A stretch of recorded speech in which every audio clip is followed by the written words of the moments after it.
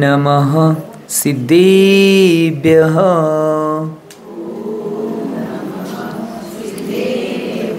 ॐ नमः सिद्धेभ्यः।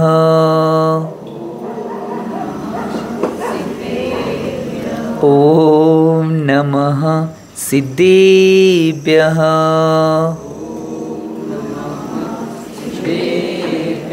नमः श्रीवर्धमानाय निर्धूतकलिलात्मने सालोकानां त्रिलोकानां यद्विद्यादर्पणायते यद्विद्यादर्पणायते यद्विद्यादर्पणायते। जय बोलो 24 भगवान की। देवादेव मूलनायक 1008 बाल ब्रह्मचारी पार्श्वनाथ भगवान की। देवादेव मूलनायक 1008 कुंतुनाथ भगवान की। देवादेव मूलनायक 1008 बाल ब्रह्मचारी मल्लीनाथ भगवान की। सिद्धांत शास्त्र की 20वीं सदी के आचार्य भगवान श्री समदभद्र स्वामी की। 20वीं सदी के प्रथमाचार्य चर्चगति समाधि सम्राट गुरुनाम गुरु आचार्य शांति सागर जी महाराज की। संत शिरोमणि आचार्य गुरु श्री विद्यासागर जी महाराज की। प्रातस्मरणीय शांतमूर्ति वासलत्नाकर आचार्य गुरु श्री सन्मत सागर जी महाराज की। मम दीक्षा गुरु युवा स्मरण क्रांतिरत्न आचार्य गुरु श्री चंद्र सागर जी महाराज की। परम पूज्य आचार्य गुरु श्री समय सागर जी महाराज की। अहिंसामय विश्व धर्म की। सागर महाराज की जय। भव्य जी हो। आचार्य भगवान समदभद्र स्वामीजी यांचा रत्नकंड श्रावचार्यजी या ग्रंथाचं कथन चालू आहे आणि काल आचार्य भगवंतांनी सम्यक दर्शनाचं महत्त्व सांगितलं होतं आणि आज आचार्य भगवान परत आणि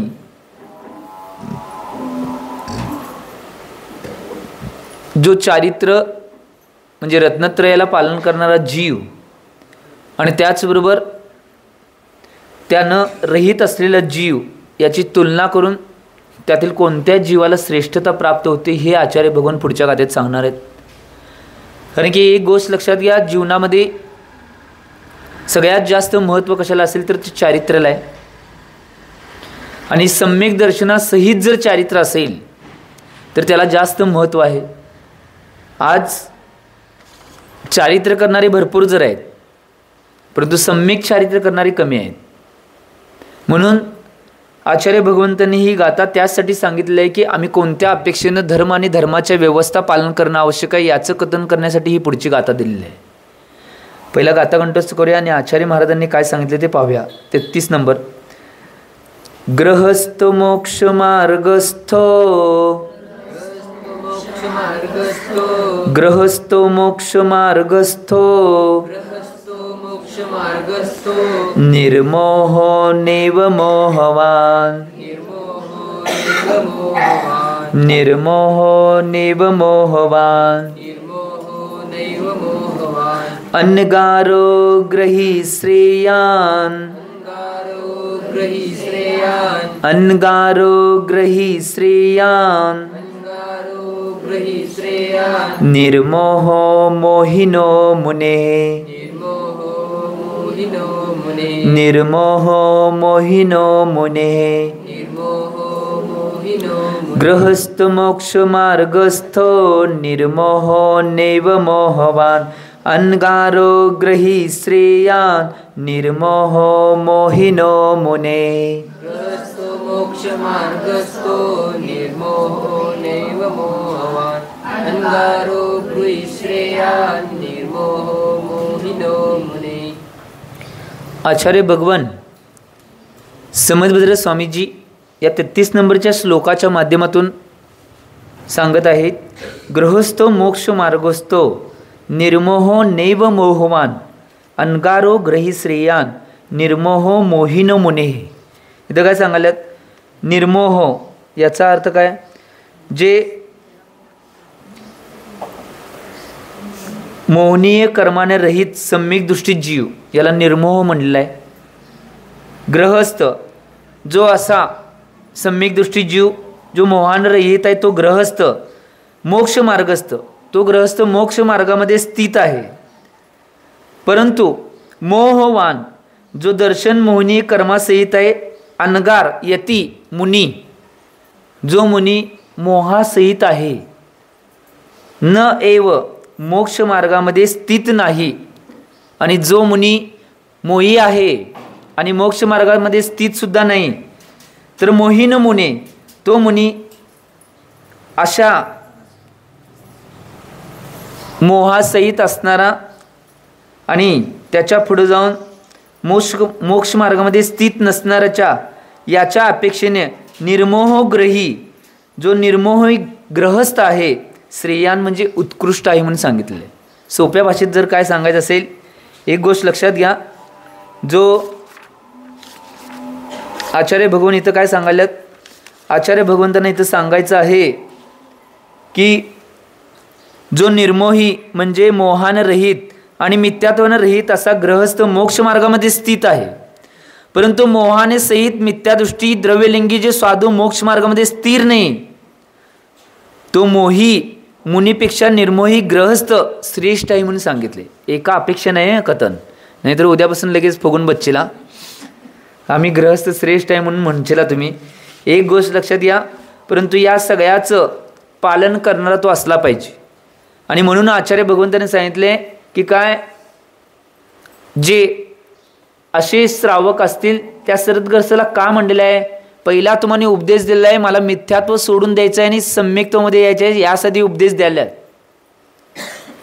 कारण की जर निर्मोही सम्यक दृष्टी जीव असेल, जो निर्मोही आहे परंतु मोक्ष मार्गामध्ये स्थित आहे, त्याची सारखी भावना आहे की मोक्ष मार्गामध्ये लवकर मी आरूढ व्हावं अशी भावना आहे, अशा सहित धर्माचं आचरण जो करणारा गृहस्थ आहे तो मोही मुनी असतील, जे मोक्ष मार्गामध्ये स्थित नाही, मिथ्यात्व सहित आहेत आणि द्रव्यलिंगी आहेत, अशा मुनींच्या पेक्षा तो गृहस्थ श्रेष्ठ आहे म्हणून आचार्य भगवान सांगाले. हे एका अपेक्षेनं कथन आहे, पहिला हे समजून घ्या. काय म्हणलो मी, एका अपेक्षेनं हे समजून घ्या. त्यामुळं एक गोष्ट लक्षात घ्या, जीवनामध्ये तुम्ही या जर गोष्टीला बघितला तर कितीही काय असेल, आचार्य भगवंतांनी कशाला टोकलं असेल तर मिथ्यात्वाला जास्त टोकलेलं आहे.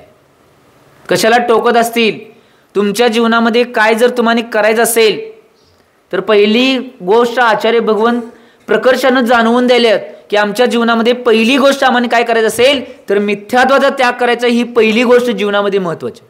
म्हणून इथं त्या गृहस्थाला सुद्धा श्रेष्ठ बनवाल्यात. कारण की मिथ्यात्व जर मुनी असेल आणि जो सम्यक्त्व सहित श्रावक गृहस्थ आहे, जो सम्यक्तानं सहित आहे, मोक्ष मार्गामध्ये आरूढ व्हायची त्याची इच्छा आहे आणि मोहसुद्धा त्याला कमी आहे. मोह संपूर्णपणे निघू शकत नाही श्रावकांचा, परंतु कमी आहे, तो त्या मिथ्यादृष्टी मुनीपेक्षा सुद्धा श्रेष्ठ आहे म्हणून आचार्य भगवान म्हणतात. आम्ही जीवनात काय काय करतो जरा बघा, झोकावून देणं असो, जीवनामध्ये कुठल्या कुठल्या प्रसंगाला कुठं कुठं आम्ही आमचं डोकं आपटतोय, जरा चिंतन करा. मी नाही चिंतन करणार, तुम्ही करायचं आहे. मी सांगाले तुम्हाला, आणि माझं स्वतःचं मनचं सांगायला नाही, आचार्य महाराजांनी जे सांगितले ते सांगण्याचा प्रयत्न करलोय. एक गोष्ट लक्षात घ्या, साधना ही रत्नत्रय सहित साधना असेल तर ती ओरिजिनल साधना आहे, आणि रत्नत्रयानं रहित साधना असेल तर ती 3 काळामध्ये साधना होऊ शकत. एक भर्तृहरीने याचं उदाहरण मी सांगितलेलं आठवते का बघा, सांगितलेलं काय नाही, आठवलं नाही. शुभचंद्र आणि भर्तृहरींचं उदाहरण सांगितलेलं की नाही, इथंच सांगितले. बरं ठीक आहे. एक गोष्ट लक्षात घ्या, भर्तृहरी आणि शुभचंद्र हे 2 सख्खे भाऊ, परंतु जो भर्तृहरी होता त्याचा जैन धर्मावर विश्वास नव्हता आणि तो हिंदू मान्यतेला मानणारा होता, आणि शुभचंद्र होता तो जैन धर्माला मानत होता आणि जैन धर्माचं आचरण करत होता. काय झालं, दोघंही मोठे झाले, युवा बनले आणि दोघांची भावना झाली साधू बनण्याची. जो भर्तृहरी आहे तो हिंदू दीक्षा त्याने घेतली आणि तो हिमालयामध्ये जाऊन साधना करू लागला, आणि शुभचंद्राने सुद्धा मुनी दीक्षा घेतली आणि ते आपल्या या भागामध्ये इकडे तिकडे साधना करू लागले. या भागामध्ये म्हणजे सगळीकडे भारतात सांगाले तर ते साधना करू लागले. आता दोघांची साधना चालू आहे. परंतु भर्तृहरी त्याचे एकच भाव होते की साधनेतनं मला असं काहीतरी मिळवायचं आहे की ते मला माझ्या भावाला दाखवायचं आहे मी काय साधना केले ते. आणि 12 वर्षे त्यांनी साधना केली आणि त्या साधनेतून त्यांनी एक असं रसायन तयार केलं त्या साधनेच्या मदतीतून. ते रसायन कशावर बी टाकले तर ते सोनं होत होतं. असं रसायन 12 वर्षाच्या साधनेचं तयार केलं. आणि काय केलं, पहिली एक एवढीशी घागर भरून ते रसायन घागर भरून तयार केलं आणि आपल्या अनुयांना हातामध्ये देऊन सांगितलं की जावा, माझा भाऊ त्या डोंगराखाली साधना करलाय, कपडे काढून नग्न होऊन करलाय, त्याला हे रसायन नेऊन द्यावा आणि तुमच्या भावाने एवढ्या वर्ष साधना केल्यानंतर हे रसायन प्राप्त झाले असं सांगा. ती गेले. आता अनुयायी गेले आणि गेल्याने तिथं शुभचंद्र आपल्या साधनेमध्ये तल्लीन होते. ज्यावेळी साधना संपली त्यावेळी ते सांगितले की आम्ही भर्तृहरीकडून आलेलो आहे आणि भर्तृहरींनी 12 वर्षाची साधना केल्यानंतर त्यांना एक रसायन असं प्राप्त त्यांनी केलेलं आहे, ते रसायन कशावर टाकलं त्याचं सोनं होतंय. त्यावेळी हे सांगितल्यानंतर काय झालं, तिथं रसायन ठेवलं होतं. तिथंच खाली जिथं महाराज जी दगडावर बसले होते आणि दगडाच्या खाली तिथं रसायन ठेवलं होतं, महाराजांनी ते रसायन तिथंच सांडून टाकलं. आता ते तसंच बातमी घेऊन गेले तिकडं. गेल्यानंतर परत म्हणले असं असं झालंय म्हटल्यावर भर्तृहरीला चीड आली. परत आणि काय केलं, मोठा कॅन भरून आणि रसायन तसं तयार केलं आणि पाठवलं अनुयांना, त्यांना देऊन या. गेल्यावेळी दिल्याला कमी वाटलं असेल, जास्त सोनं पाहिजे असेल म्हणून त्यांना देऊन या. त्यावेळी ते अनुयायी परत घेऊन आले. शुभचंद्रांना म्हणले तुमच्या बंधुराजांनी भर्तृहरीने एवढी साधना केलेली आहे, त्या साधनाचं फळ असं आहे की त्यांनी एक रसायन तयार केले, ते रसायन कशावर बी टाकले तरी सोनं निर्माण होतंय. त्या अनुयाने सांगितलं ते रसायन तिथं ओतून टाका मातीत. आता त्यांच्या आज्ञा म्हटलं त्यांनी मातीत ओतून टाकलं आणि तसंच जाऊन त्या भर्तृहरीला सांगितले. भर्तृहरीला एवढा राग आला की मी एवढी 12 वर्षाची साधना केली आणि त्या साधनेची किंमत नाही, हा नागडा फिरायलाय, इकडे तिकडे उगाच फिरायलाय, त्यानं काय मिळवलंय कोणास ठाव. तो आता काय करतोय, एक मोठा बॅरेल भरून रसायन तयार करतोय. कोण, भर्तृहरी. आणि ते बॅरेलचं रसायन अनुयांच्या हातनं घेऊन येऊन स्वतः तिकडे येतोय. आणि स्वतः आल्यानंतर ते एका डोंगराखाली शुभचंद्र ध्यानामध्ये तल्लीन होते आणि उत्कृष्ट ध्यान त्यांचं लागलं होतं, ध्यानामध्ये बसले होते. आणि ज्यावेळी ध्यान संपलं त्यावेळी तो भर्तृहरी म्हणतोय की असं नागडं होऊन तो साधना करलायस, काय मिळवलायस तो, मी बघ 12 वर्षाची साधना करून एक रसायन मिळवलंय, ते रसायन कशावर टाकलं त्याचं सोनं बनतंय. त्यावेळी शुभचंद्र काहीही बोलले नाहीत. त्याने एका ठिकाणी ते रसायन टाकून दाखवलं, सोनं बनलं. त्यावेळी शुभचंद्र काहीही न बोलता शुभचंद्राने काय केलं माहिती काय, तिथं ज्या डोंगराखाली बसलेले की नाही त्या डोंगराखाली एक चिमटभर माती घेतली आणि ती माती नुसतं डोंगरावर पिकली, अखंड डोंगर सोन्याचा झाला. आणि त्या डोंगराला नाव सोनागिरी आहे. उगाच सोनागिरी नाव पडलं नाही, जे शास्त्रामध्ये घडलेलं असते ते खऱ्या गोष्टी आहेत त्याच्यावरनं ती नाव पडलेली आहे. त्या शुभचंद्र आचार्यांनी ती एक चिमट आपल्या साधनेची एवढी साधना त्यांनी बी केली, परंतु कधी साधना दाखवली नव्हती. परंतु आता आमच्या धर्माचा अविनय अपमान व्हायलाय म्हणल्यावर तिने एक चिमटभर माती त्या डोंगरावर फेकली आणि अखंड डोंगरच सोन्याचा बनला गेला. त्यावेळी भर्तृहरीला कळलं की मी ही जी साधना करलोय ती व्यर्थ आहे. खरी साधना कोणती असेल तर ती दिगंबरत्वाची साधना आहे. खरी साधना कोणती आहे तर रत्नत्रय सहित केलेली साधना जी खरी आहे, मिथ्यात्व सहित केलेली साधना 3 काळात कधी खरी होऊ शकत. तुम्हीच म्हणला, मी काय म्हणलो नाही. मान्य करताय परंतु सोडायला बी तयार होईना. काय म्हणलो, मान्य करताय परंतु सोडायला बी तयार होईना. सोडायला तयार व्हायलाच पाहिजे, 4 महिन्याच्यात व्हायलाच पाहिजे, त्याशिवाय मी तर सोडणार नाही तुम्हाला. मी बी शुभचंद्रच आहे, डोंगराखालीच बसलोय. त्यांनी सोनागिरीच्या डोंगराखाली बसले, मी शिखरच्या डोंगराखाली बसलोय. त्यामुळं एक गोष्ट लक्षात घ्या, तुम्ही म्हणशीला तुम्ही टाका चिमटभर माती लगेच सगळेजण येचीला. आम्हाने कशाला, आम्हाने सगळं मोती बिती टाकलेत आम्ही सोन्याचं ते, त्या काय भिऊ नका. एक गोष्ट लक्षात घ्या, आम्ही आमच्या जीवनामध्ये सम्यक्त्वा सहित साधना करणं आवश्यक आहे आणि ती साधना ओरिजिनल आहे. जीवनामध्ये सम्यक्त्वासहित केलेली साधना आहे ती मोक्ष मार्गाला नेणार आहे, आणि मिथ्यात्वासहित केलेली साधना आहे ती विपरीतीच्या दिशेनं म्हणजे खालच्या दिशेनं दुर्गतीच्या दिशेनं आम्हाला घेऊन जाणार आहे, ही गोष्ट लक्षात घ्या. त्यामुळे आचार्य भगवंतांनी म्हणलेलं आहे, जर सद्गृहस्थ कोण असतील की ते सम्यक्त्वासहित आहेत, निर्मोही आहेत, मोह त्यांचा कमी आहे, सम्यक्त्वासहित आणि मोक्ष मार्गामध्ये ते आरूढ आहेत, त्यांची भावना आहे की लवकरात लवकर मला मोक्ष मिळावा अशी भावना आहे, असा सद्गृहस्थ असेल. आणि जर एखादी मुनी असतील ते मिथ्यात्वासहित आहेत, मोक्ष मार्गामध्ये स्थित नाहीत, मिथ्यात्वाचे सगळे कार्य करतात आणि मोहासहित आहेत, अशा मुनींच्या पेक्षा तो सद्गृहस्थ श्रेष्ठ आहे की जो मोक्ष मार्गामध्ये आहे, सम्यक्त्वासहित आहे, ते निर्मोही आहे. हे आचार्य भगवंतांना सांगायचं. ही गोष्ट लक्षात घ्या. आम्ही आमच्या जीवनामध्ये याचं चिंतन करणं आवश्यक आहे. याचं जर चिंतन केलं तर आम्हाला निश्चित रूपानं सगळं काही कळू शकेल. एक किती जरी साधना केली, आम्हाला ओरिजिनल खरा मोक्ष मार्ग जर माहीत नसेल, सम्यक तो मिथ्यात्व जर माहीत नसेल, तर कितीही साधना केलेली ती व्यर्थ आहे. सगळ्यात महत्त्वाचं आम्हाला काय माहीत असणं म्हणजे खऱ्या सुख कुठे मिळते हे माहीत असायला पाहिजे. ज्यांना माहीत नाही त्यांना काही जीवनात त्यांनी काय करू शकणार नाहीत. एक आचार्य महाराज उदाहरण सांगायचे, कशी कधी कधी काय काय घटना घडू शकतात बघा. एका गावामध्ये एक हिंदू साधू व्याख्यानसाठी येणार होते, आणि ते व्याख्यानसाठी आले, आणि काय झालं, त्यांचं टायमिंग होतं त्याच्या आधी अर्धा तास त्यांनी पोचले तिथं गावामध्ये. आणि गावामध्ये पोचल्यानंतर काय झालं, त्यांना काहीतरी पोस्टामध्ये काम होतं, आणि तिथल्या कमिटीतल्या लोकांना त्यांनी काय सांगितलं माहिती काय, हिंदू साधूंनी, एक कोणतर बारका छोटासा मुलगा मला द्या की तुम्हाला पोस्टापर्यंत नेऊन परत आणेल इथं. ठीक आहे म्हणले.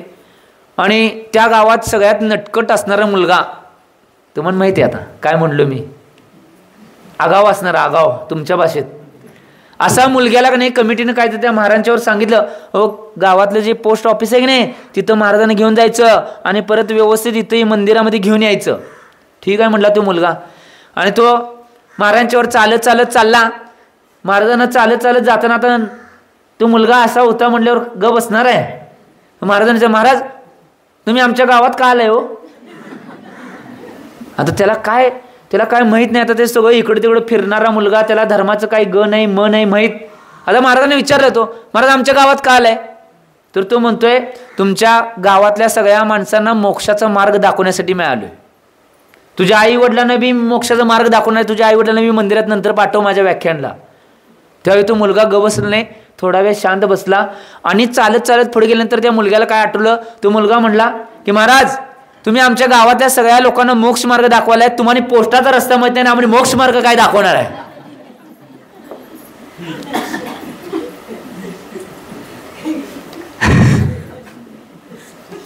एक गोष्ट लक्षात घ्या, खरोखर जीवनामध्ये जर खरा मार्ग माहीत नसेल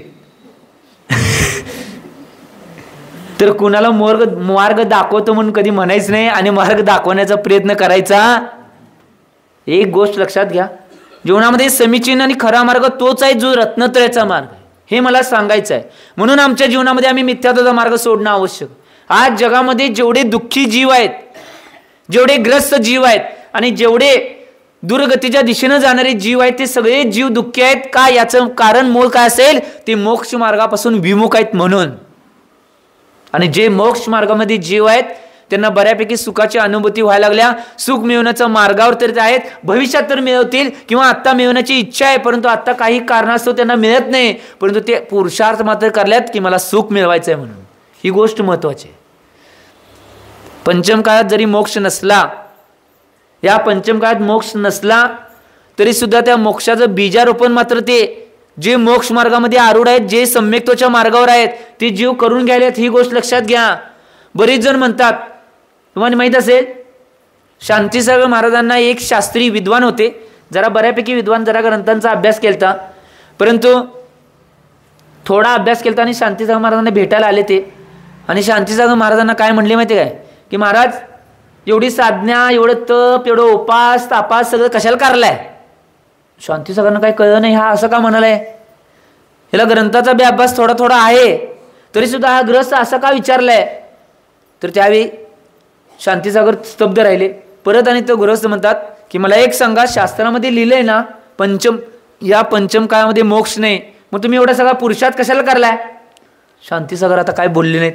शांतीसागरांची एक खासियत काय होती माहिती काय? प्रथमाचार्य शांतीसागर महाराज कधी उत्तर कोणी प्रश्न विचारला तर लगेच उत्तर देत नव्हते. ते थोडं स्तब्ध राहत होते. स्तब्ध राहिले, सगळा व्यवस्थित प्रश्न ऐकून घेतले आणि त्या गृहस्थांना काय म्हणले माहिती का? मला एक सांगा, इथं आपण गुंप्यात बसलोय, इथनं बाहेर गेल्यावरती रस्त्यावर तुम्हाला झाड दिसाले, ते झाड कशाचं आहे? तर ते गृहस्थ म्हटले ते आंब्याचं झाड आहे. शांतीसागर प्रथमाचार्य शांतीसागर महाराज म्हणले जावा आता आंब घेऊन या. त्यावेळी ते गृहस्थ काय म्हणतात, तुम्हाला काय कळतंय की नाही? आता सीझन आहे आंब्याचा. मग सीझन नाही तर त्या झाडाला आंब्याचं झाड का म्हणालाय? बरं सीझन नाही तर त्या आंब्याच्या झाडाला तुम्ही पाणी आणि खत का घालायलाय? तर एवढं बी तुम्हाला कळत नाही महाराज? तो गृहस्थ म्हणालाय शांतीसागरांना, एवढं बी तुम्हाला कळत नाही? आत्ता आम्ही खत पाणी घातल्यावर भविष्यात त्याला आंबे लागणार आहेत, म्हणून आम्ही त्याला आंब्याचं झाड म्हणतोय आणि आत्ता खत पाणी घालतोय. त्यावेळी शांतीसागर महाराज हळू हसून म्हणले की बाबा मला सुद्धा तुला हेच सांगायचं आहे, पंचम काळात मोक्ष नाही, परंतु आत्ता आम्ही खत पाणी धर्माचं का घाललोय की भविष्यात ज्यावेळी चतुर्थ काल येईल त्या यामाने ते फळ मिळावं, मोक्षरूपी फळ मिळावं, म्हणून आम्ही एक खत पाणी आत्ता घालालोय. तुम्हाला कळलं का खत पाणी घालायचंय? एक गोष्ट लक्षात घ्या, आत्ता आम्ही खत पाणी घालायचं याचं मूळ कारण ज्यावेळी परत 84,000 वर्षानंतर 84,000 वर्षानंतर चतुर्थ काळ येईल, त्या चतुर्थ काळामध्ये आमचा जन्म झाला, तर त्या काळामध्ये आम्हाला मोक्षाचं फळ प्राप्त व्हावं, म्हणून आम्ही आत्ता आमच्या आत्मरूपी ह्या झाडाला धर्मरूपी खत पाणी घालायचं आहे. ही गोष्ट लक्षात घ्या. आणि त्यात पाणी असेल ते धर्म आहे आणि खत असेल ते सम्यक्त्व आहे. काय म्हणलो मी? कळलं? एक गोष्ट लक्षात घ्या. आता तुम्ही शहाणा आहे का खोया ही परीक्षा करतो. तुम्ही शहाणा आहे का खोया एवढी परीक्षा बघतो. एक आचार्य सन्मत महाराज कायम बघायचे. आता मला सांगा, आता इथनं येताना तुम्ही घरातनं आला, चालत आला का पळत? हां चालत आला, ठीक आहे. चालत आला, तुम्ही उत्तर द्यायचं आहे, मी फक्त पोहोचवणार आहे तुम्हाला. चालत आला येताना, आता येताना एवढं ऊन पडले, आज 2-3 दिवस झालं लगातार पाऊस चालू आहे, 2-3 दिवस पाऊस पडत होता, जरा थंडीचं वातावरण होतं आणि एवढं ऊन पडले. आता येताना काय काय जणांना जास्त ऊन लागलं, तुम्ही काय केलं हो? सावलीत थांबला नाही, कंटिन्यू चालत आला. बरं समजा आता दुसऱ्या गावाला जायचं आहे, वॉटरला जायचं आहे, चालत काय जातोय, कशाला जाऊ? गाडी घोडा आणि घरात आहे आणि कशाला जाऊ? समजा जायचं आहे, वशीला जायचं आहे, समजा एवढ्या उन्हात चालत चाललाय, जरा दमल्यावर तुम्ही काय करणार हो? नाही उन्हात थांबायचं कशाला हो? कशात थांबणार ना? झाडाखाली सावलीत. का? उन्हात थांबलं तर काय होतंय? आणि लागते वे काय होते? लागून दे की. संसारात ऊन लागले, इकडे तर काय आमचं लक्ष नाही. एक गोष्ट लक्षात घ्या, आचार्य भगवान हेच ग्रंथामध्ये म्हणतात की आम्हाने जर खरोखर जोपर्यंत मोक्ष मिळत नाही, जोपर्यंत कायमस्वरूपी सावली मिळत नाही, तोपर्यंत आत्ता उन्हापासून वाचण्यासाठी सावलीत तर थांबायला पाहिजे. आणि सावली म्हणजे देवगती आहे. आणि देवगतीत जायचं असेल तर आचार्य भगवंतांनी काय सांगितले? सम्यक्त्व किमान तर पाहिजे आम्हाला. सगळ्यात महत्वाची गोष्ट आहे, सम्यक्त्वासहितच आम्ही देवगतीत जाऊ शकतोय. मिथ्यात्वासहित 3 काळात देवशकीत जाऊ शकत नाही. काही उदाहरणं आहेत जे शांत परिणामे असतील, अशा काही उदाहरणं सांगितलेत की मिथ्यात्वासहित ते देवगतीत जातात, परंतु त्यांचा जाऊन तिथं काय उपयोग नाही, ते फायदा करून काय घेत नाहीत. एक गोष्ट लक्षात घ्या, देवगतीमध्ये जो जीव जन्म घेतोय तो देवगतीत गेल्या गेल्या त्यांचं पहिलं कार्य काय माहिती काय? कुठला बी कोण बी जाऊन दे, पहिला भगवंतांचा अभिषेक करायचं कार्य आहे त्यांचं. कुणाचं? देव झालाय तो. देव म्हणाले देवी नाही, हे पहिला ऐकून घ्या, नाही तर तुम्ही लय काय काय कानात घुबरून घेताय आणि परत आमच्या नावाने पिटणार. देवगतीत गेल्या गेल्या पहिला सगळे जे देव असतात ते सगळे पहिला काय करतात? अभिषेक. जे मिथ्यात्व सहित असतील ते आपल्या कुलदैवत आहे म्हणून अभिषेक करतात, आणि जे सम्यक्त्व आहेत ते देवादी देव आमचे भगवंत आहेत म्हणून अभिषेक करतात. ही गोष्ट लक्षात घ्या. परंतु सगळ्यांना अभिषेक करायला लागतो तिथं देव होणाऱ्यांना. आम्ही याचं चिंतन करणं आवश्यक आहे. कारण की का? सम्यक्त्व एक असं मार्ग आहे सम्यक्त्व एक अशी किमया सांगितली आहे, त्या सम्यक्त्वाच्या माध्यमातून आम्ही परंपरेनं मोक्षाला प्राप्त करू शकतोय, म्हणून सम्यक्त्व आवश्यक आहे. म्हणून आचार्य भगवंतांनी हे सांगितलं आहे. आता आचार्य भगवान परत पुढच्या गाथेमध्ये सांगणार आहेत की जगामध्ये सगळ्यात सुखकर काय असेल आणि दुःखकर काय असेल, तुमचा मित्र कोण असेल, तुमचा शत्रू कोण असेल, तुमच्या जवळचा स्नेही कोण असेल, किंवा तुम्हाला त्रास देणारा कोण असेल, किंवा तुमच्या जीवनामध्ये विष आणि अमृत काय आहे, याची तुलना करून आचार्य भगवान सांगल्यात. मी नाही सांगितलं, आचार्य भगवान पुढच्या गाथेमध्ये सांगणार आहेत. बघूया आचार्य महाराजांनी काय सांगितले ते पाहूया. पहिला गाथा कंठस्थ करूया. आचार्य महाराजांनी काय सांगितले ते पाहूया. न सम्यक्त्व समम किंचित, न सम्यक्त्व समम किंचित, त्रैकाले त्रिजगत्यपि, त्रैकाले त्रिजगत्यपि, श्रेयो श्रेयश्च मिथ्यात्व, श्रेयो श्रेयश्च मिथ्यात्व, समं नान्यत्तनुभृताम्, समं नान्यत्तनुभृताम्. न सम्यक्त्व समं किंचित्, त्रैकाले त्रिजगत्यपि, श्रेयो श्रेयश्च मिथ्यात्व, समं नान्यत्तनुभृताम्.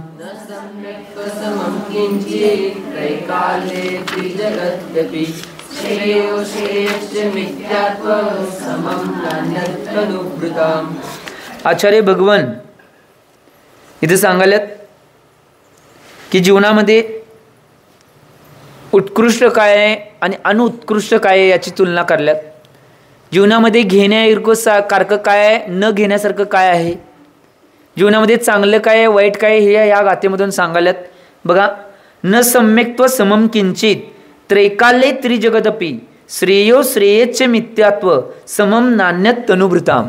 इथं काय म्हटल्यात बघा, त्रैकाल्य, त्रैकाल्य म्हणजे 3 कालामध्ये, भूत भविष्य आणि वर्तमान कालामध्ये, तथा त्रिजगती, त्रिजगत म्हणजे अधो मध्य आणि ऊर्ध्व या 3 लोकामध्ये, तनुभृताम संसारींसाठी, तनु म्हणजे संसारी जीव, भृताम म्हणजे प्राणी, संसारी जीवांसाठी प्राण्यांसाठी, सम्यक्त्व समम, सम्यक्त्व सम्यक दर्शना समान, किंचित अपि अन्य वस्तू, श्रेय श्रेष्ठ, उपकारक न नाही, सम्यक्त्वासारखी दुसरी उपकारक गोष्ट या जगात कुठलीच नाही, आचार्य भगवान म्हणल्यात.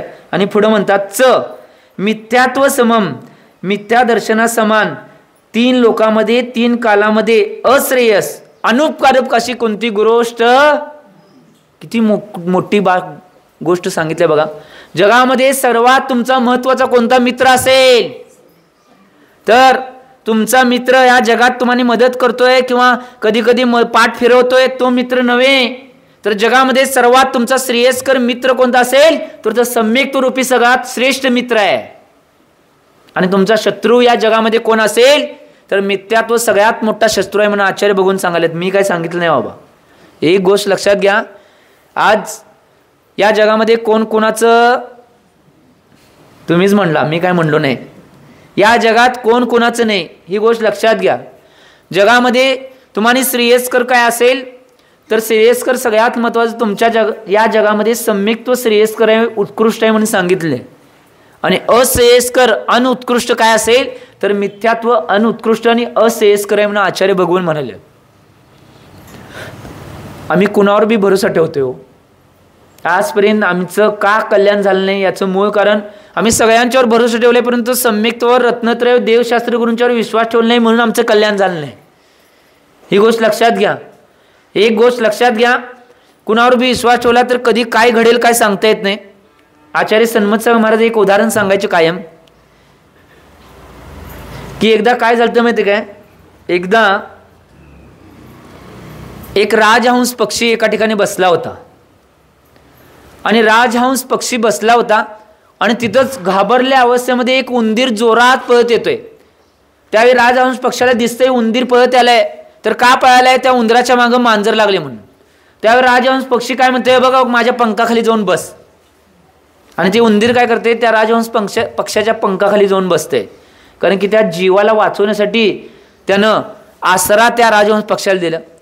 आणि काय झालं, ते मांजर आलं तिथं, मांजरानं बघितलं की आता राजहंस पक्षाच्या पंखाखाली ते जाऊन बसले, म्हटले राजहंस पक्षा पुढे माझं काय चालणार नाही, म्हणून ते मांजर निघून जाते थोड्या वेळानं, तिथं थांबून थोडा वेळ. परंतु काय होते, थोडा वेळ तो तसाच बसतोय उंदीर, राजहंस पक्षी सुद्धा तसाच बसलाय. थोड्या वेळाने काय होतं माहिती आहे, तिकडं शिकारी राजहंस पक्षाकडे बाण ताणतोय. आता राजहंस पक्षी उडायसाठी नाही पंख हलवा जातोय, तर सगळे पंख गळून पडतात.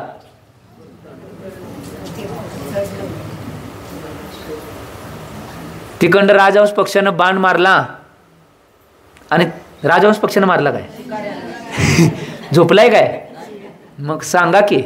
शिकाऱ्यानं बाण मारला आणि राजहंस पक्षाला तिथं तो बाण लागला आणि त्याला तिथंच मृत्युमुखी पडायला लागला. एक गोष्ट लक्षात द्या, जीवनामध्ये आम्ही कुणाची संगत केली होती, वाईटाची संगत केली होती, मित्र समजून किंवा दुसऱ्याची मदत समजून, ते आमचा घातच होणार आहे.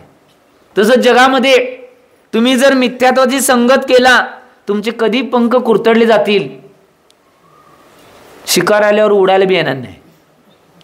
ही गोष्ट लक्षात घ्या. कोण किती बी काय करून दे, तुम्ही जर त्या अश्रेयस्कर वस्तूची जर संगत जीवनामध्ये केला, तर प्रत्येक समयाला दुःखालाच तुम्हाला सामोरं जायला लागणार आहे. ही गोष्ट लक्षात घ्या. 3 काळामध्ये कधीही सुख मिळणार नाही. नुसता तुम्ही अपेक्षा करलाय मला मिळालंय, मी इकडे गेलो तिकडे गेलो, हे केलो ते केलो, सुख मिळालंय, सुख प्राप्त झाले, ते तात्पुरतं आहे, क्षणिक आहे.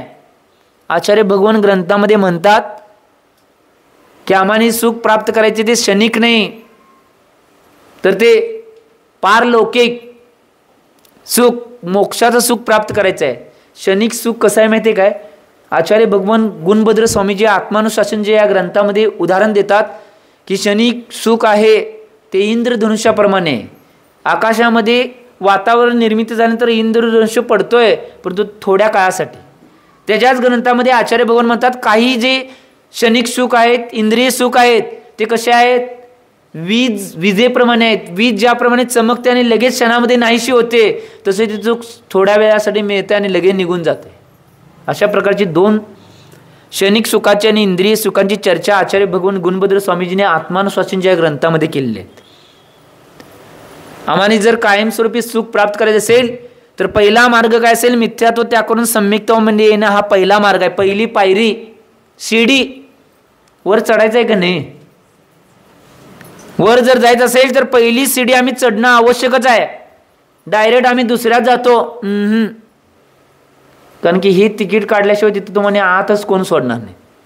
ही गोष्ट लक्षात घ्या. त्यामुळं आचार्य भगवंतांनी जे सांगितले, तुम्ही लहानपणी बी एक गोष्ट ऐकला असेल की, लहानपणी ऐकले शाळेत, तुम्ही सगळी लहान असताना एक तुम्हाला गोष्ट होती की, एक राजा होता ना, तो माकडाची मैत्री करतोय. हुशार, आत्ता आठवलं बघा. ती बी कथा प्रसिद्ध आहे. सन्मत सागरांची आठवण झाल्यावर मला कथा आठवली ती. आणि महाराज कायम सांगायचे, तुम्ही लहानपणी ती कथा तुमच्या पुस्तकात वाचला असेला की एक राजा होता आणि तो राजा काय करतोय माहिती आहे का, एका माकडाशी मैत्री करतोय. आणि एवढी मैत्री, ते माकड कायम राजाबरोबरच इकडे तिकडे फिरतंय, इकडे तिकडे जात असते, कायम राहत असते. तो राजा कायम त्या माकडाला खायला ते देत असतोय. एवढी दोघांची घनिष्ठ मैत्री होते. एक दिवस काय होते माहिती काय, राजाला विश्राम घ्यायचा होता आणि विश्राम घ्यायसाठी तो एका खुर्चीमध्ये, आराम खुर्चीमध्ये इकडं तिकडं करत आपला विश्राम घ्यायसाठी बसलेला असतोय. आणि ते माकड काय करतंय, तिथं त्या राजाची रक्षा करण्यासाठी ते थांबले. परंतु मैत्री कुणासंग करायचं हे बी कळायला पाहिजे हो. तर त्या राजाला ते लक्षात आलं नाही आणि त्यानं मैत्री केली होती. ते तिथं राखायला थांबले. थोड्या वेळानं काय होते माहिती, एक माशी राजाच्या तोंडावर येऊन बसत होती. ते माकड प्रत्येक वेळी त्या माशीला उडवण्याचा प्रयत्न करते, परत ती माशी उठते, डोक्यावर बसते, परत उडवण्याचा प्रयत्न करते, परत माशी इकड साईडला बसते, परत उडवण्याचा प्रयत्न. शेवटला का नाही त्या माकडाला एवढा राग येतोय आणि त्यावेळी ती माशी काय करते माहिती, आता तोंडावर डोक्यावर बसत नाही, नाकावर जाऊन बसत्या. आता एवढा त्या माकडाला राग येतोय की किती जर त्याला बाजूला करण्याचा प्रयत्न केला तर ती माशी येऊन बसायला म्हणून राग येते आणि राजाची तलवारच ते माकड उपसते आणि त्या माशीला मारण्यासाठी दोन्ही हातानं मारते. त्यावेळी माशी उडून जाते आणि राजाचं नाक मात्र आमच्या जीवनामध्ये सुद्धा आम्ही नाप कापून घ्यालोय सारखं. सम्यक्त रूपी माकडा संघ मैत्री करून, बरोबर जागा आहे. मिथ्यात रूपी माकडा बरोबर कधी कधी मध्ये विचारला ते जागा आहे का, नाहीतर वटार किनी. तर मिथ्यात रूपी माकडा बरोबर मैत्री करून आमचं सुद्धा किती वेळा नाक कापले तरी बी आम्ही जागवायला तयार नाही. सारखं सारखं सारखं नाक कापून घेतोय आम्ही. एक गोष्ट लक्षात घ्या, एकदा त्या माकडाची मैत्री सोडून टाका ना. कधी तर चांगल्या व्यक्तीशी, अशी जो सम्यक्त रूपी आहे त्याच्याशी मैत्री करा. मी माणसात सांगाल नाही, गुणांचं सांगावले.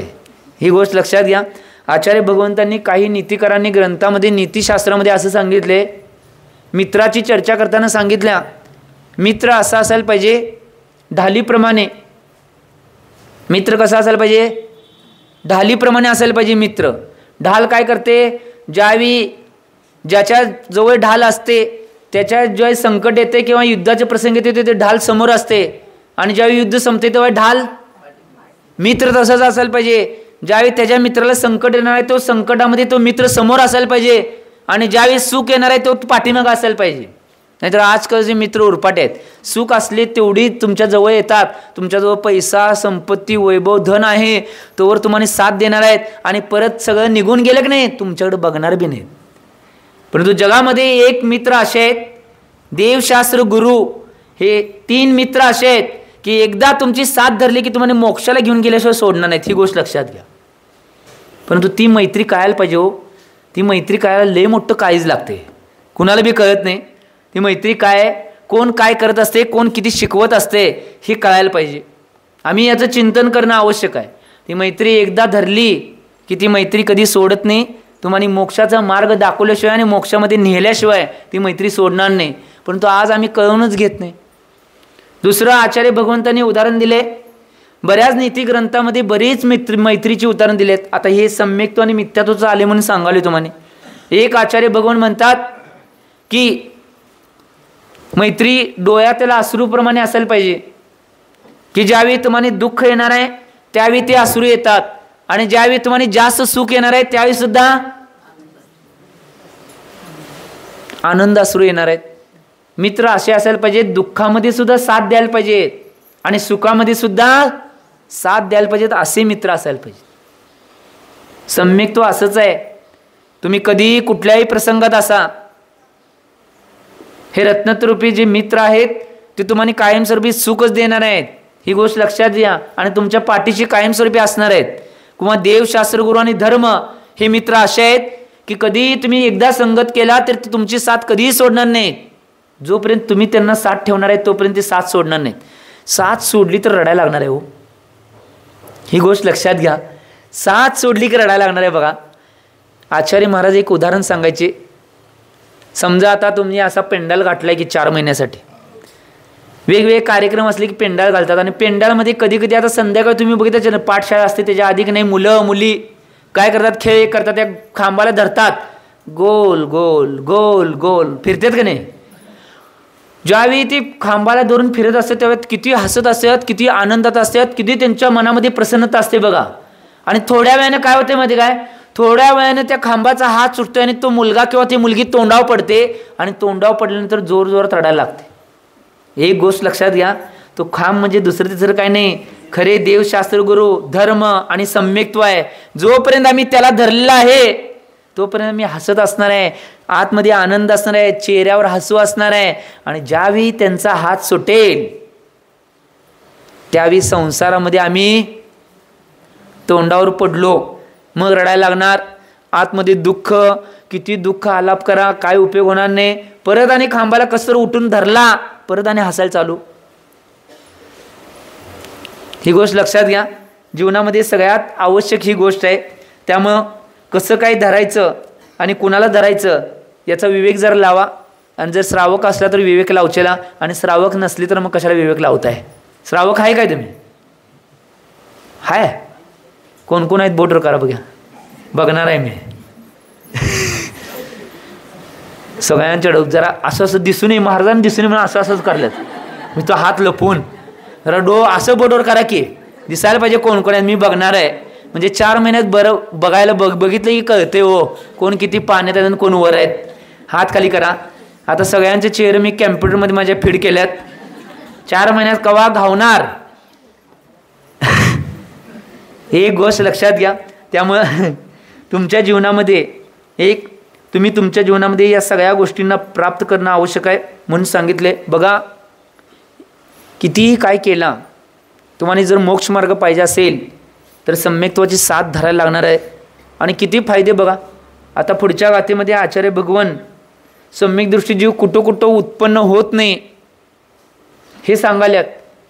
आज बघा मी परवा सांगितले की तुमच्या बाजारामध्ये एका साडीवर एक साडी फ्री म्हणले की तुम्ही लगेच रांग लावताय. एक तेलाचा 5 किलो तेलाचा डबा घेतला, एक काडीशपट्टी बंडल फ्री म्हणलं की लगेच त्या बाजारामधील लयजण. अशी वेगवेगळे वापर दिले की तुम्ही लय पळताय. तुमच्या बाजारात एकावर एकच वस्तू फ्री आहे, आमच्या बाजारात एकावर 8 वस्तू फ्री आहेत. आता ही गाता यायला की नाही, फ्रीचा ऑफर आल्या. कुठलं ऑफर? रक्षाबंधन ऑफर. एकावर 8 फ्री दिले आमच्या आचार्यांनी. बघा पहिला गाथा कंठस्कोऱ्याने काय फ्री दिले बघूया आचार्य भगवंतांनी. सम्यक दर्शन शुद्धा, सम्यक दर्शन शुद्धा, नारक तिर्यक नपुसक स्त्रीत्वानी, नारक तिर्यक नपुसक स्त्रीत्वानी, दुष्कुल विकृताल्पायुर, दुष्कुल विकृताल्पायुर, दरिद्रतां च व्रजन्ति नाप्यवर्तिकाः, दरिद्रतां च व्रजन्ति नाप्यवर्तिकाः, सम्यक दर्शन शुद्धा, नारक तिर्यक नपुसक स्त्रीत्वानि, दुष्कुल विकृताल्पायुर, दरिद्रतां च व्रजन्ति नाप्यवर्तिकाः.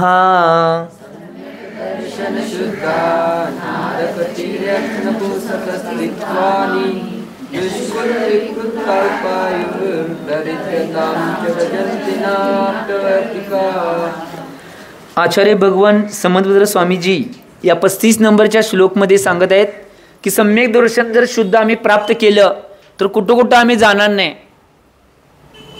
हे सांगालेत.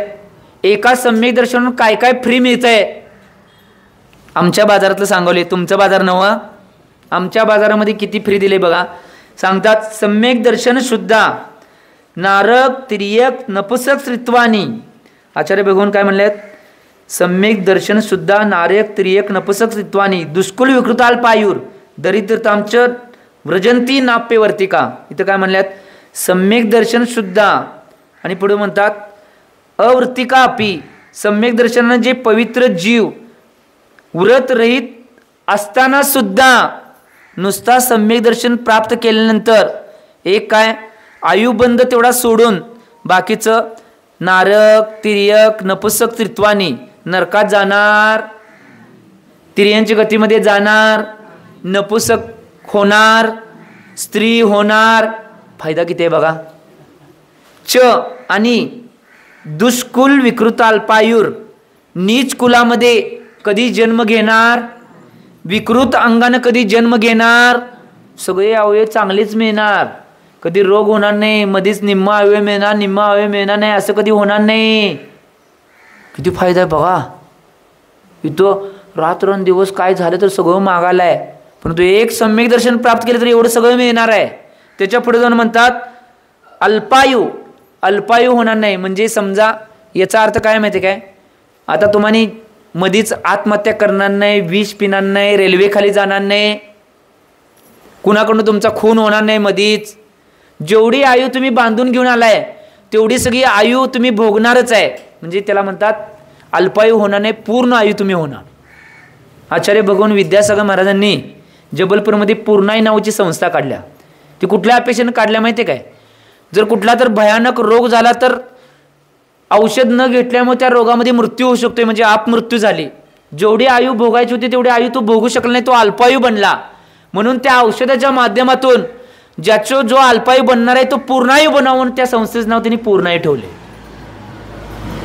जेवढी आयु आहे तेवढी सगळी भोगायला पाहिजे, त्या औषधाच्या माध्यमातून भोगू शकतील म्हणून आचार्य भगवंतांनी 500 कोटी रुपये खर्चून ती पूर्णायू नावाची संस्था काढल्या. किती? नुसता दवाखान्याला 500 कोटी रुपये खर्च केलाय. आम्ही स्वतः जाऊन आलो तिथं जबलपूरमध्ये, ज्यावेळी शिखरजीला गेलतो त्यावेळी 500 कोटी रुपये नुसता दवाखाना बांधायला. तिथं मंदिर बांधायचं आलंय ते 500 कोटी रुपयाचं, आणि 100 एकर जागा घेऊन ठेवलेली आहे पूर्णायू संस्थेसाठी. ती कितीची आहे? 250 कोटी रुपयाची 100 एकर जमीन घेतलेली आहे. ती 100 एकर जमीन फक्त नुसता तिथं औषधं लावण्यासाठी घेऊन ठेवली. आत्ता अजून त्या औषधाची त्या 50 एकरमध्ये औषधं लावून ठेवल्यात, आणि 50 एकर आत्ता मोकळा आहे, कारण की काही क्षेत्रामध्ये पाणी येते. तिथं महाराजांना जंगलची व्यवस्था केलेली आहे. आम्ही जाऊन बघून आलो, ते झाडं लावलेली सुद्धा बघून आलो. बालब्रह्मचारी डॉक्टर रोहित भैया त्या पूर्णायू संस्थेचे आता अध्यक्ष आहेत, आणि संचालक ट्रस्टीमध्ये बरेच संचालक आहेत. ते संचालक आहेत, त्या संचालकाच्या माध्यमातून ती पूर्णायू संस्था चालू जाते. एवढे शुद्ध पद्धतीनं औषध बनवले जातात. तिथं जर गेला, त्या जिथं औषध बनवण्याची फॅक्टरी आहे त्या फॅक्टरीमध्ये जर पूर्णायूमध्ये गेला तर तिथं फरशीमध्ये तुमचा चेहरा दिसेल, एवढी सुंदरता, एवढं सुंदर तिथं ठेवलेलं आहे. नुसता PhD झालेल्या 4 दीदी, बालब्रह्मचारी दीदी सांगोले, ज्यांची PhD झाल्या, त्या PhD झालेल्या 4 दीदी नुसतं तिथं नमोकार मंत्र, भक्तांबर स्तोत्र, कल्याण मंदिर, वेगवेगळ्या स्तोत्रांना नुसतं औषधाला भावना देण्यासाठी ठेवले. त्यांना काय म्हणाले मी भावना द्यायला. आम्ही गेलतो तेव्हा त्या 4 दीदी होत्या. शुद्ध संस्कृत भक्तांबरचं उच्चारण त्या औषधावर करायचं, शुद्ध नमोकारांचं उच्चारण त्या औषधावर करायचं, त्याची भावना त्या औषधाला दिली जाते. औषध बनवायचं चालू असते, त्याच्या 4 दिशेला 4 दीदी बसलेल्या असतात. एवढा मोठा ट्रे असतोय, जवळजवळ माझ्या मते हे आता आपली एवढी जागा आहे की नाही, एवढं मोठं पातेलं ते असते. त्यामध्ये औषध बनवायचं, फिरायचं ते चालूच असते. ते फिरवत औषध मिक्स करत असतात. ते जे डॉक्टर आहेत ते डॉक्टर ते नाही, त्यामध्ये वेगवेगळे चूर्ण, वेगवेगळे तेल, काय काय टाकायचे ते सगळं टाकत असतात, आणि ते गोल फिरत असते. आणि त्याच्या 4ही बाजूला 4 दीदी बसलेले असतात. एक जण भक्तांबर म्हणत असते, एक जण नमोकार मंत्र म्हणत असते, एक जण चत्तारदंड, किंवा एक जण वेगवेगळ्या प्रकारचे स्तोत्र, किंवा भक्तांबरमध्ये कुठल्या औषधासाठी कुठला स्तोत्र प्रयोग करायचा आहे त्या स्तोत्राचा प्रयोग, वेगवेगळ्या मंत्रोच्चार, त्या मंत्रोच्चाराद्वारे त्या पूर्ण औषधाला त्या स्तोत्रांची आणि मंत्रांची भावना दिली जाते, आणि मगच ते औषध पॅकिंग होऊन बाहेर पडते. जबलपूरमध्ये एकाच ठिकाणी 3 बघायला मिळते. तुम्हाला गेला तर तिथं पूर्णायू संस्था बी आहे. पूर्णायला झाली की लागूनच तिथं मोठी गोशाळा आहे दयोदयची, आणि त्याला लागूनच आता ती दयोदयची गोशाळा कन्वर्ट केल्या शांतीधारामध्ये. मग पहिला दयोदयच्या नावाखाली काम करत होती, आता ती शांतीधारा बीनाची जी संस्था म्हणून आहे, किंवा बीना बारह इथली जी मेन संस्था आहे त्याच्या अंडरखाली कन्वर्ट केलेले आहे. आणि त्याला लागूनच काय प्रतिभास्थली आहे. 1000 कोटी रुपये खर्चून बांधलेली ती प्रतिभास्थली. तिन्ही संस्था एका ठिकाणी आहेत. 500 कोटी रुपये गोशाळेला खर्च केला आहे, 1000 कोटी रुपये प्रतिभास्थलीला, आणि इकडं खर्च केला आहे तो किती, जवळजवळ 900 ते 800-900 कोटी रुपये त्या पूर्णायू संस्थेला खर्च केला आहे. एवढं सगळं का केले? कुणासाठी? तुमच्यासारख्या अज्ञानी सगळ्या श्रावकांना समीचीन मार्ग मिळावा म्हणून हे निर्माण केले. तरी बी आम्ही निर्माण करायला तयार. तुम्ही करा वटावटा, आम्ही आहे हिंगणमेटका. तुम्ही किती वटावटा केल्या तरी आम्ही ऐकणार नाही महाराज. काय बोलणार बघा, ऐकतो तर म्हणा. एक गोष्ट लक्षात घ्या, जर आम्ही सांगितलं आणि तुम्ही ऐकलं नाही, आमचं काही नुकसान होणार नाही. कुणाचं नुकसान होणार आहे? तुमचंच होणार आहे. त्यामुळे मोक्ष मार्ग काय असेल तर सम्यक्त्वाची सुरुवात मोक्ष मार्गाची आहे, त्या सम्यक्त्वात आम्ही येणं आवश्यक आहे. म्हणून इथं आचार्य भगवंतांनी सांगितले काय, की आम्हाने या सगळ्या गोष्टीतून वाचायचं असेल तर शुद्ध सम्यक दर्शनाला प्राप्त करणं आवश्यक आहे. आणि किती मोठी संधी दिली बघा. कुणाची तप करण्याची, साधना करण्याची, माताजी महाराज होण्याची इच्छा नसेल, किमान आचार्य भगवंतांनी कुंदकुंद स्वामीने आम्हाने तर पहिला उपदेश देताना काय सांगते, दीक्षाचा उपदेश द्या. आता दीक्षेची इच्छा नसेल त्याच्या पुढचा उपदेश कुठला द्या? प्रतिमाधारी बनण्याचा उपदेश द्या. त्याच्या पुढं कुठला उपदेश द्यायचा असेल, सम्यक्त होण्याचा उपदेश द्या. आणि त्याच्या पुढचा उपदेश द्यायचा असला तुमच्या घरी जावा. त्याच्या पुढचा उपदेशच नाही हो. हे 4च उपदेश द्यायला सांगितलेत. एक दिगंबर दीक्षा, एक आरिका दीक्षा, त्याच्यानंतर प्रतिमाधारी, त्याच्यानंतर सम्यक्त धारण करणे. हे 4च उपदेश आम्हाला द्यायला सांगितले. त्याच्या पुढचा कुठला उपदेश द्यायला सांगितलं नाही. जर आम्ही त्याच्या पुढचा कुठला उपदेश द्याल तर आमचं तिकीट नरकासाठी. काय म्हणलो मी. आणि ह्या गादीवर बसल्यानंतर, गादी नाही ते गादीच म्हणतात, सिंहासन बी नाही, पाट आहे. सिंहासन कुठलं काढला. तर ह्या पाटावर बसल्यानंतर शास्त्राच्या विपरीत आम्ही कधीही उपदेश देऊ शकणार. आणि जरी कोण देत असतील तर त्यांचं तिकीट कन्फर्म आहे. ही गोष्ट लक्षात घालायची. असं मी सांगितलं नाही, आचार्य भगवान कुंदकुंदनी सांगितले. त्यामुळे आम्ही एक गोष्ट लक्षात घ्या, जे आचार्य भगवंतांनी जो आम्हाला मार्ग सांगितलाय आणि जे सगळ्यात महत्त्वाचं सूचना सम्यक दर्शन एवढं प्राप्त केल्यानंतर आम्हाला एवढ्या 8 गोष्टी फ्री मिळत असेल तर घ्यायला चांगलं आहे हो. का सोडायचं. एक जर सम्यक दर्शन प्राप्त केल्यानंतर एवढं सगळं मिळणं असेल आणि सगळ्यात मोठी पर्वणी तुमच्यासाठी आहे. स्त्री पर्यायाचं छेदन होतंय. सम्यक दर्शनात सुद्धा इथं स्पष्ट म्हणले, सम्यक दर्शन सुद्धा नारक तिर्यक नपुसक स्त्रीत्वानी. म्हणजे स्त्री पर्याय तुम्हाला मिळणार नाही एकदा सम्यक दर्शन प्राप्त केला की. कायमस्वरूपी चांगल्या चांगल्या गतीमध्ये चांगल्या चांगल्या ठिकाणीच तुम्ही जन्म घेणार. मोक्ष होत नाही तोपर्यंत. काय म्हटलं मी, एकदा सम्यक दर्शन प्राप्त केला, सम्यक दर्शनाला एकदा धारण केला, ते सम्यक दर्शन जोपर्यंत तुम्हाला मोक्ष होत नाही तोपर्यंत दुर्गतीमध्ये कुठं जाऊन देत नाही. चांगल्या गतीमध्येच आणि योग्य ठिकाणीच तुम्हाला जन्म घ्यायला लावते. ही सम्यक दर्शनाची एवढी मोठी महिमा आहे. याचं चिंतन आम्ही करणं आवश्यक आहे. तुम्ही तुमच्या जीवनामध्ये या सगळ्या गोष्टीचे चिंतन करा. कारण की बघा, एक गोष्ट लक्षात घ्या,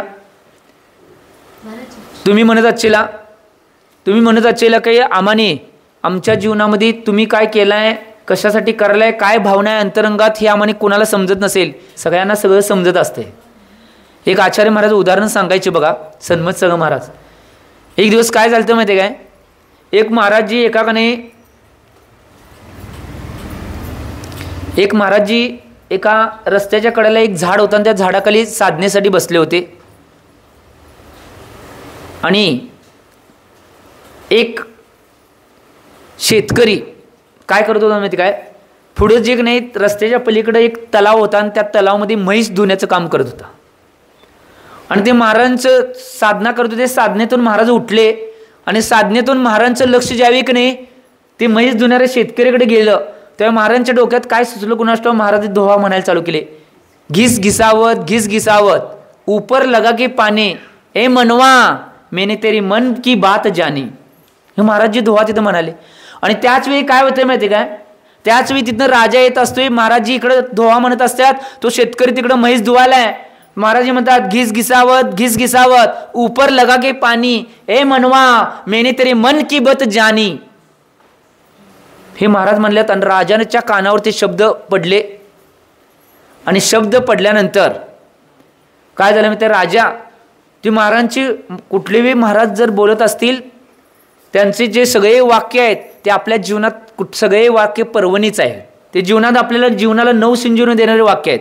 राजानं सुद्धा तसं समजलं आणि ते वाक्य तो पाठ करायला, घिस घिसावत ऊपर लगा के पानी ए मनवा मैंने तेरी मन की बात जानी. तो राजा पाठ करतच चालला आता. आणि काय झालं माहिती काय, तिकडं राजा सगळं ती सैर करून परत नगरामध्ये आला. आणि त्या दिवशी त्याचे केस आणि दाढी व्यवस्थित करायची होती. आणि ज्यावेळी राजा आहे म्हटल्यावर सोन्याची वाटी, सोन्याचा वस्तारा, सगळं सोन्याचं, राजा देशाचा राजा आहे, त्या सगळी तयारी केली. आणि ज्यावेळी तो नाविकने सगळं इथं साबण लावला आणि साबण लावल्यानंतर एका दगडावर तो वस्तारा घासत होता. आणि त्याच वेळी राजाला काय सुचलं कोणाचं, राजा म्हणालाय घिस घिसावत ऊपर लगा के पानी ए मनवा मैंने तेरी मन की बात जानी. एवढं म्हटल्यानंतर तो नाविक कापायला लागला.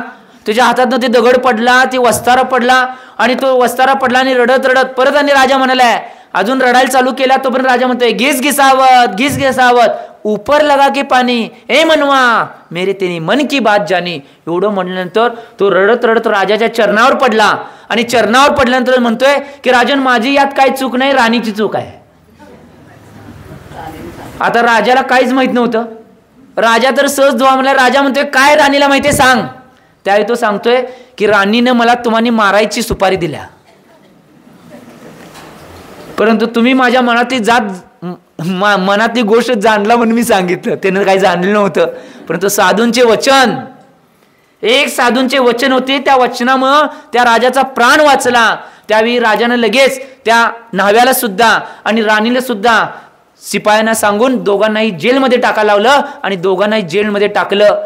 त्यावेळी त्या राजाला कळलं की या संसारामध्ये प्रपंचामध्ये काय अर्थ नाही, कोण कुणाचं या जगामध्ये नाही. माझी साक्षात जी पटराणी महाराणी होती तिनंच माझा घात करण्याचा प्रयत्न केला. काय संसारामध्ये दशा आहे. तू सगळं राज दरबार सगळं त्यागतोय. एकाला दुसऱ्यालाच आपल्या घरातल्या कोणाला नाही तर दुसऱ्या घरातल्या एका योग्य व्यक्तीला राजसिंहासनावर बसतोय आणि आपण स्वतः जाऊन दीक्षा घेतोय. एक गोष्ट लक्षात घ्या, जर त्या साधूंचे वचन राजाच्या कानावर पडले नसते, साधू म्हणत होते वेगळ्याच कारणासाठी. साधू का म्हणत होता माहिती काय, तो शेतकरी म्हशीला धुत होता. का धुत होता माहितीये, त्या म्हशीला बाजारात विकायचं होतं म्हणून चांगलं घासून काळी कुट्ट करून त्याला बाजारात न्यायचं होतं, म्हणून तो घासत होता. म्हणून ते महाराज काय म्हणत होते, घिस घिसावत ऊपर लगा के पानी ए मनवा मैंने तेरी मन की बात जानी. आणि तेच वचन राजानं ग्रहण केले आणि राजाचा प्राण वाचला आणि तो राजा दिगंबर साधू बनला. जीवनामध्ये एक गोष्ट लक्षात घ्या, जीवनामध्ये कोण कुणाचं काही जाणत नाही असं समजू नका. कारण की आचार्य भगवंताने एका नित्यकरणे एका ठिकाणी दोहा लिहिलाय, जो जो देखी वीतरागी सो सो होई वीरारे, अनहोनी होत नाही काही को हो रे आदिरा. आचार्य भगवंतांनी काय म्हणलेलं आहे, आचार्य भगवंत म्हणतात, जो जो देखी वीतरागी सो सो होई वीरारे, अनहोनी होत नाही काही को होत आदिरा रे.